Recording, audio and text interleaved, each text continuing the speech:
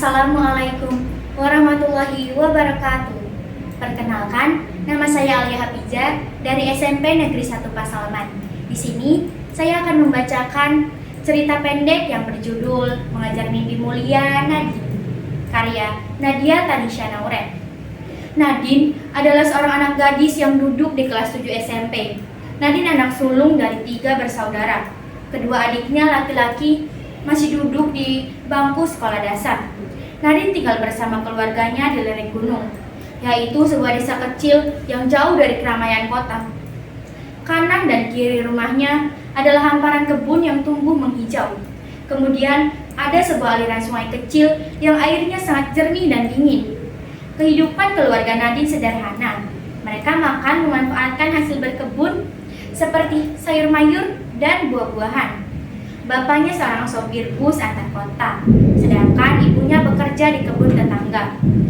Penghasilan orang tuanya sangat minim untuk mencukupi kebutuhan hidup sehari-hari dan biaya sekolah. Masyarakat di tempat mereka tinggal jarang yang melanjutkan sekolah, apalagi untuk anak perempuan.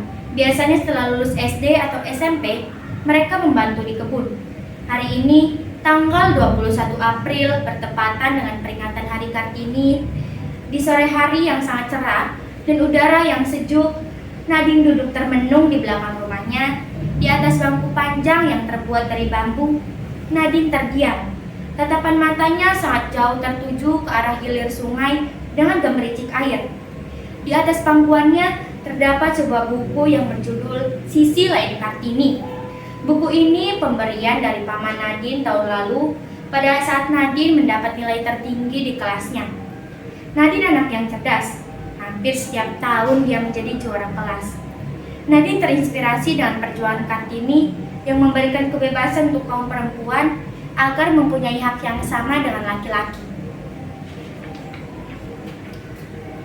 Bu, apakah boleh aku mempunyai cita-cita menjadi dokter? Nadine balik bertanya pada ibunya. Ya boleh dong sayang. Makanya ibu dan bapak berjuang keras supaya kamu dan adik-adik bisa sekolah dan mencapai cita-cita kalian. Ibunya memberikan semangat.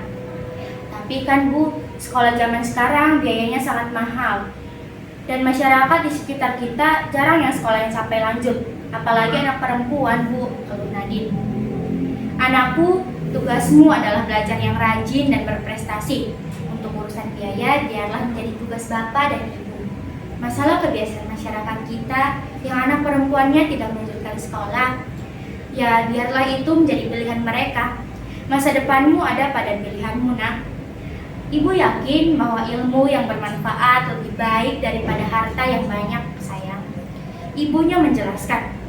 Iya ya Bu, aku ingin seperti Kartini yang membawa perubahan positif untuk kaum perempuan, Bu, imbuh Nadine.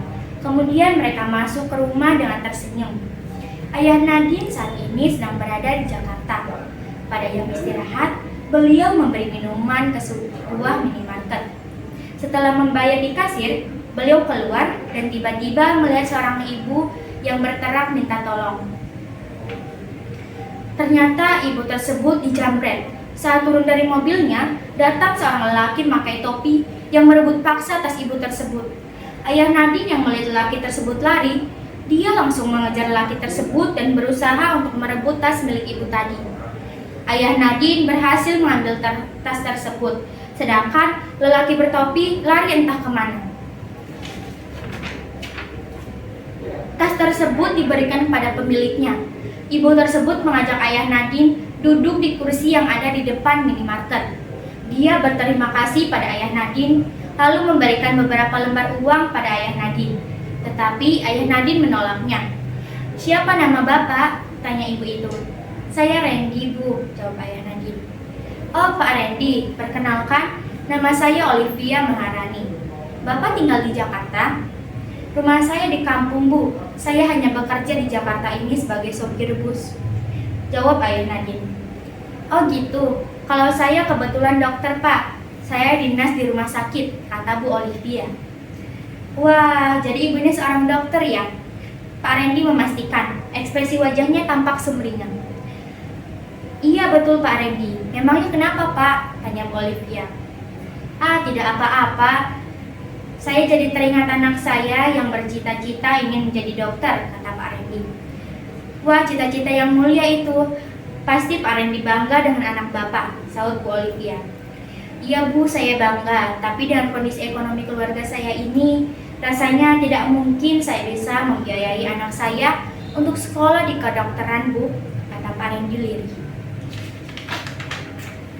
Setiap anak berhak mempunyai mimpi dalam hidupnya.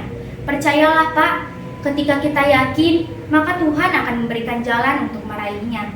Bu Olivia memberikan semangat. Kalau Bapak berkenan, saya ingin bertemu dengan anak Bapak, ibunya.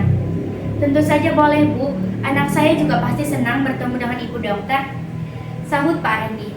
Mereka berdua menyepakati untuk bertemu di kampung halaman Pak Randy minggu depan. Dr. Olivia adalah seorang dokter spesialis paru-paru. Dia menangani pasien-pasien yang mengalami kasus COVID-19 dengan sangat ramah dan penuh kasih sayang selama masa pandemi. Dr. Olivia juga merupakan ketua Yayasan Pendidikan bagi orang yang tidak mampu.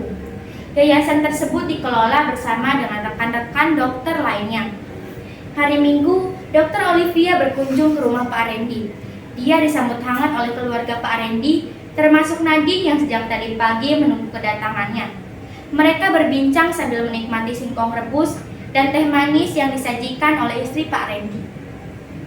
Nadine, Bapak pernah bercerita, katanya kamu ingin jadi dokter ya? Tanya Dr. Olivia. Iya betul Bu, tapi aku ragu apakah aku bisa mencapai cita-citaku itu. Karena budaya masyarakat di sini untuk anak perempuan jarang yang melanjutkan sekolah. Juga kondisi ekonomi keluargaku tidak mampu Bu, jawab Nadine dengan nada sedih. Nadine, R.A. Kartini sudah memperjuangkan emansipasi wanita di Indonesia. Beliau berjuang untuk persamaan hak antara laki-laki dan perempuan. Jadi kamu harus tetap semangat untuk mengejar cita-citamu, ucap Dr. Olivia. Tapi bagaimana dengan biayanya Bu? Sekolah kedokteran kan sangat mahal, tukas Nadine. Untuk masalah biaya, kamu tidak usah khawatir ya. Saya akan ajukan kamu untuk mendapatkan beasiswa dari Yayasan Pendidikan yang saya kelola bersama teman-teman, kata Dr. Olivia. Ha beneran Bu, saya mau diajukan untuk dapat beasiswa? Nadine memastikan. Iya betul Nadine, saya akan ajukan beasiswa pendidikan untuk kamu dari mulai SMA sampai dengan kuliah kedokteran. Kamu harus rajin belajar ya, supaya nilai sekolahmu bagus, kata Dr. Olivia. Alhamdulillah, terima kasih Bu Dokter, Ibu sudah membantu aku untuk meraih mimpiku, kata Nadine sambil menghampiri Ibu Olivia, kemudian memeluknya dengan bahagia. Seluruh keluarga Nadine bersyukur bahagia, bahkan sang ibu sampai meneteskan air matanya. Terima kasih. Wassalamualaikum warahmatullahi wabarakatuh.